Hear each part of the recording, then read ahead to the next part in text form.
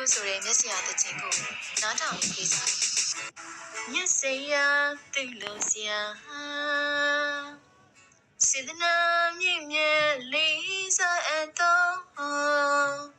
စေတော်စရာပြတရားတန်ငါ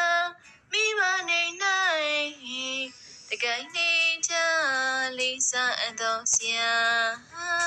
တပည့်များပေါ်သာသမီများပမာအကျဉ်းနာတရားရှင်မတာတနာငိညာ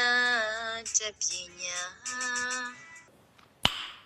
Nice ဦးနဲ့ထွေးဖို့တော့လေစင်မောင်တက်သွားခဲ့ကြတယ်။အဲ့နောက်တော့ကြပြလုံးအကနေဖျော်ပြနေခဲ့တော့တာပါ။အိုးဒုံးမီဝိုင်းလေကတက်တာပဲ။ကနေရလေးကကွေးနေရပြီ။ဟုတ်ပါနော်။တောင်ရောက်တာကတက်လိုက်ကြတာထင်တော့မထင်တော့။မီဝိုင်းတို့ကြပြလုံးကမိနောက်တော့အကုန်လုံးကလက်ခုပ်ဝိုင်းတီးပြီးအားပေးကြတယ်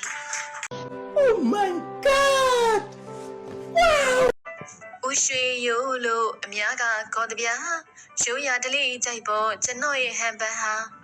ဦးရွှေရိုးလို့အများကခေါ်တဗျာရိုးရတလေးကြိုက်ပေါ်ကျွန်တော်ရဲ့ဟန်ပန်ဟာတော်မူပါကျမလေးတော်မူပါတော်မူပါရှင်ကျမကတော်မူပါအများကချစ်တဲ့တော်မူပါမြမတလေးရိုးရအလူမင်္ဂလာပွဲမှာဦးရွှေရိုးနဲ့တော်မူပါမသာကာလာသားများကြိုက်အိုးစီတို့ဘဝိုင်းကမြိုင်ဆိုင်စွာ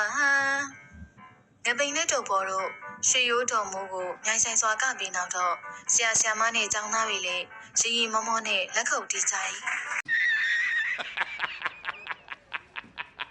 တောင်းမျက်စောင်းထုတ်ပြီးစင်မောတက်သွားခဲ့တော့တန်ချောင်းကလည်းရေပြုတ်တဲ့ကြီးကိုင်းပြီးလိုက်တက်သွားခဲ့သည်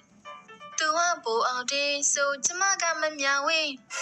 ကျမတဲ့ကိုအချစ်ဆန်းနေဘူအောင်တင်းရှင်သိမ့်မိုက်တယ်ရှင်လူချမ်းကြီးဆိုရင်ရှင်လူချမ်းကြီးဆိုရင်အသေးချမ်းလူချမ်းဖြစ်တာချစ်တယ်မသိရင်ပြီးတာပေါ်လို့